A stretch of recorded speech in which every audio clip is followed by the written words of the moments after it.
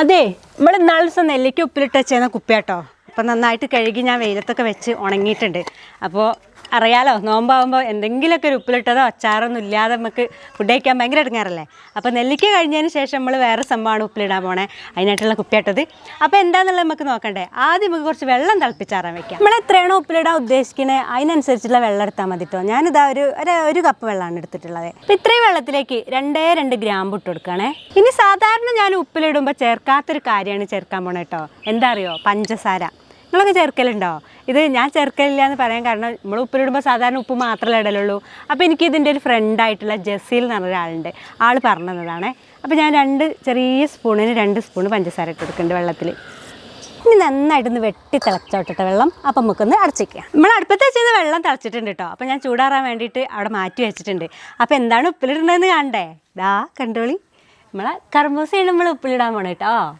അപ്പോൾ ഇതുമ്മിലുള്ള താഴെയുള്ളതൊക്കെ ചെനച്ചിട്ടുണ്ട്, അതായത് ഒരു ഇളം മഞ്ഞ കളറായിട്ടുണ്ട്. അപ്പോൾ ഉപ്പിലിടാൻ നമുക്ക് കുറച്ച് പച്ചയുള്ളത് നോക്കിയെടുക്കാം.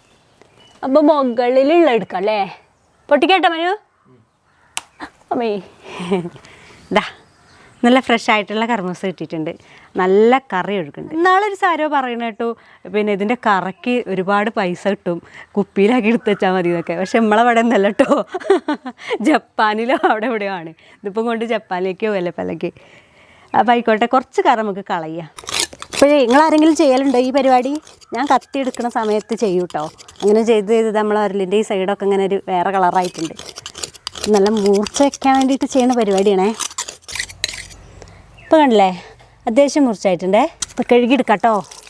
ഇന്നാളൊരു ദിവസം നമ്മൾ കർമൂസ കൊണ്ട് എന്തോ ഉണ്ടാക്കിയ സമയത്ത് ഞാൻ അതിൻ്റെ കറ ഇങ്ങനെ കുത്തി കളഞ്ഞേന്നു കേട്ടോ. അപ്പോൾ ആരോ കമൻറ്റ് ബോക്സിൽ കമൻറ്റ് എഴുതിയിരുന്നു, മോളെ കർമൂസേൻ്റെ കറ കളയരുത്, അത് നല്ല സാധനമാണെന്ന്.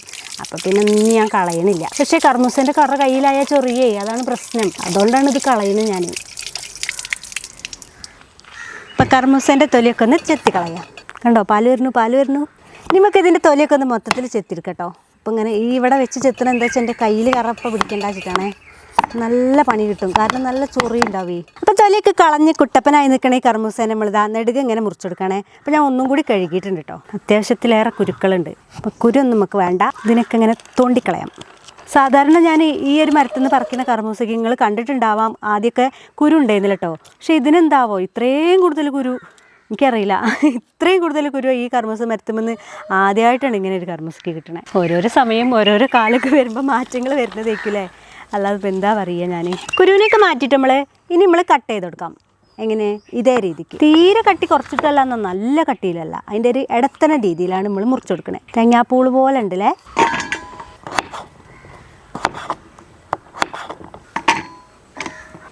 അങ്ങനെ നമ്മളെല്ലാ കർമൂസേനും തേങ്ങാപ്പൂള് പോലെ മുറിച്ച് വെച്ചിട്ടുണ്ട് കേട്ടോ. ഇനി നമുക്ക് കാന്താരി മുളകാണ് വേണ്ടത്. നമ്മളെ മുറ്റത്ത് തന്നെ ഉണ്ട്.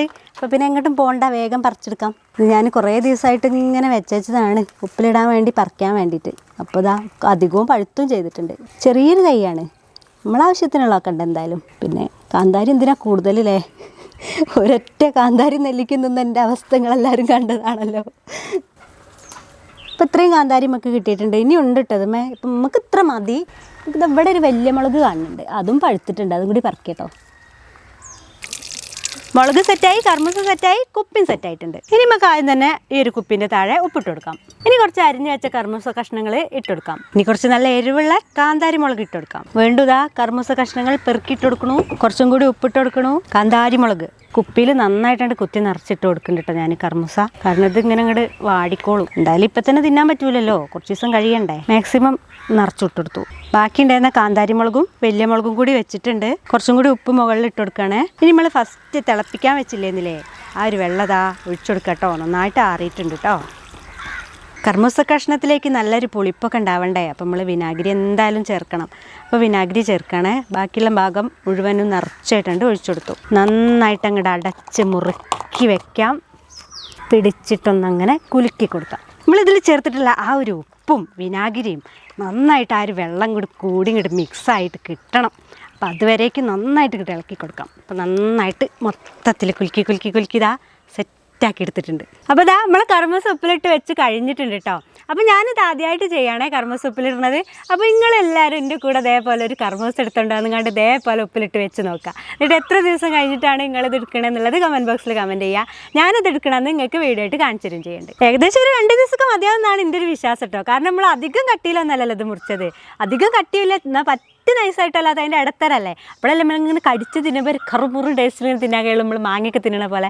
അപ്പോൾ അങ്ങനെയൊക്കെയാണ് കേട്ടോ. അപ്പോൾ നിങ്ങളെല്ലാവരും ഉണ്ടാക്കി നോക്കുന്നുള്ള ആ ഒരു വിശ്വാസത്തോടു കൂടി പുതിയൊരു വീഡിയോ ആയിട്ട് വേഗം വരാം. അതുവരേക്കും എല്ലാവർക്കും ടാറ്റാ.